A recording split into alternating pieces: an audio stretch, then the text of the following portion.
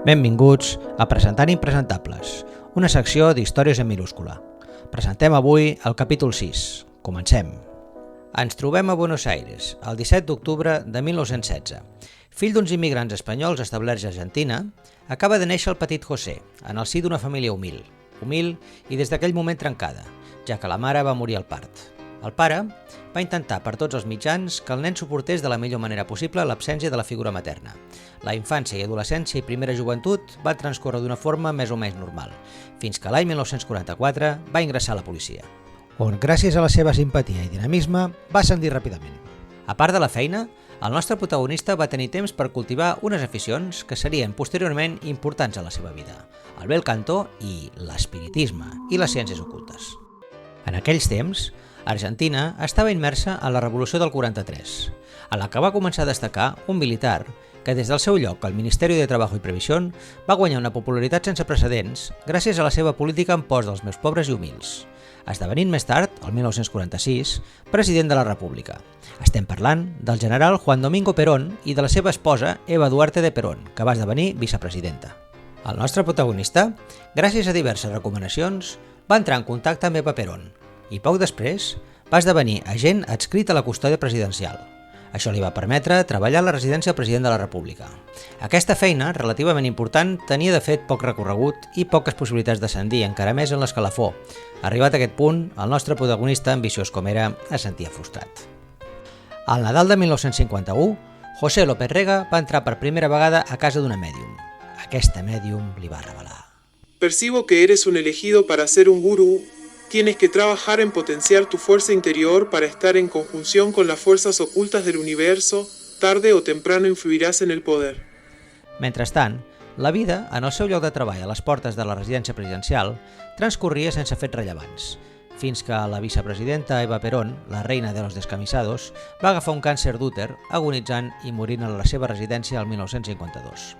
En els últims dies, el nostre protagonista va instal·lar-se a les escales i va intentar, mitjançant la projecció de les forces ocultes, la curació de la vicepresidenta.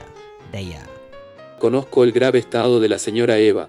Cuando ella empeora, yo también me enfermo. Cuando ella se alivia, yo mejoro.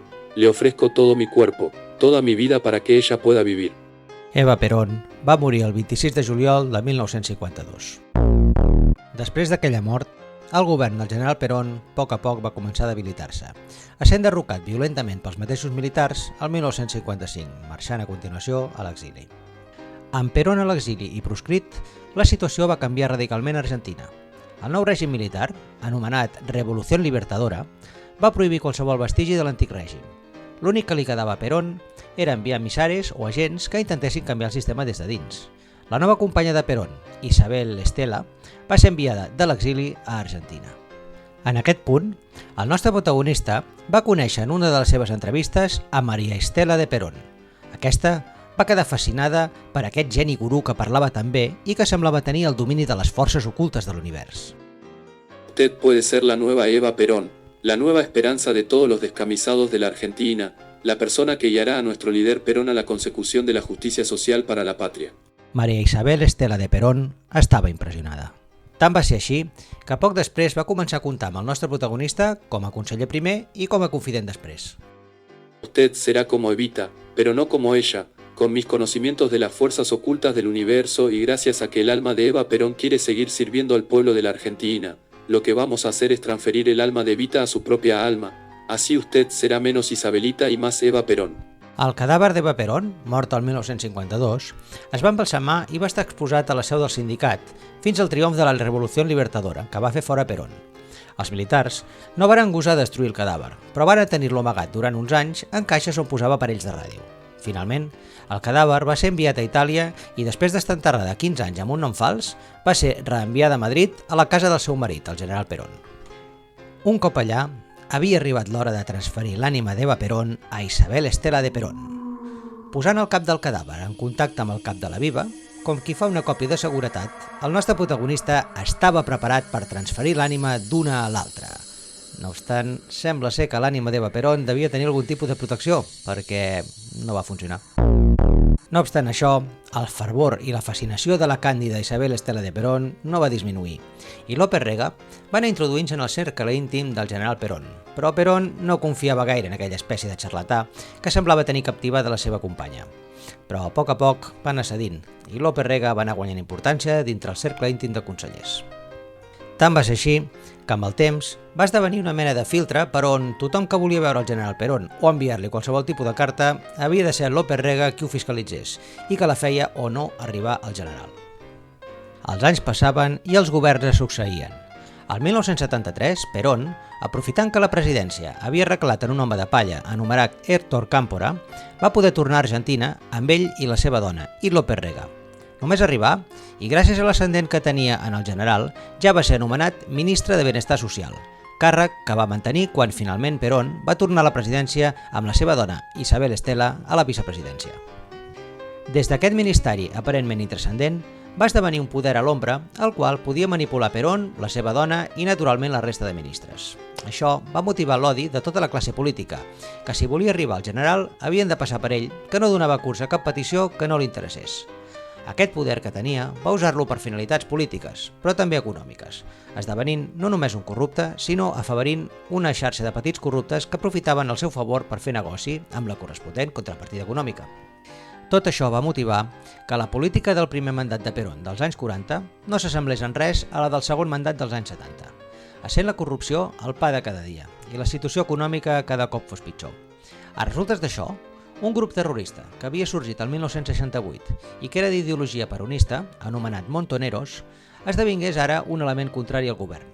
Per lluitar contra aquest grup de celebrats que subvertien el nou ordre establert, López Rega va crear un grup per combatre'ls anomenat AAA, Alianza Anticomunista Argentina. Aquest grup de terrorista d'estat va assassinar vora de 600.000 persones. Paral·lelament a la situació política, el general Perón, que ja tenia 76 anys, s'anava veient com la seva salut es deteriorava ràpidament. No obstant, no hi havia res a tema, ja que, gràcies a Déu i a les forces ocultes, hi havia un xaman com López Rega al seu costat. En una reunió amb el gabinet mèdic, López Rega els hi va dir: Ustedes, simples médicos, para averiguar qué males aquejan a nuestro querido presidente, tiene que abrirlo, explorar su cuerpo. En mi caso, yo no necesito nada de eso. Desde aquí y gracias a mis poderes psíquicos puedo ver perfectamente qué le ocurre y qué remedio se debe aplicar. No obstant, sembla ser que la salut del general no era de la mateixa opinió. L'1 de juliol del 1974, després de diverses crisis, va començar a ofegar-se i tot dient me voy, va desmaiar-se i poc després va morir. López Rega, com a bon xaman, va fer-se càrrec de la situació.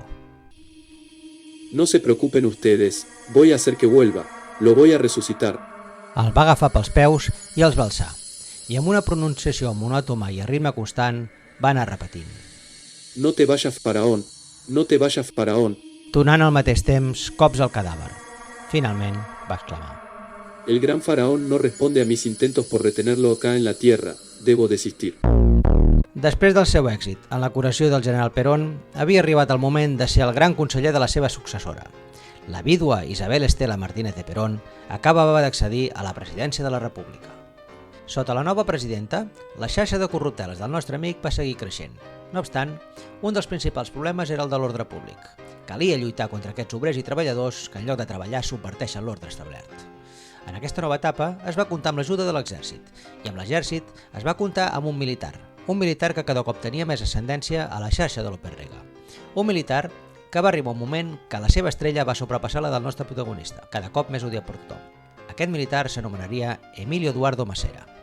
Masera, que al principi estava molt ben considerat per López Rega, va aprofitar per instal·lar el seu equip i la seva xarxa de contactes, entre ells el que va recomanar per esdevenir cap de l'exèrcit, el teniente general Jorge Rafael Videla.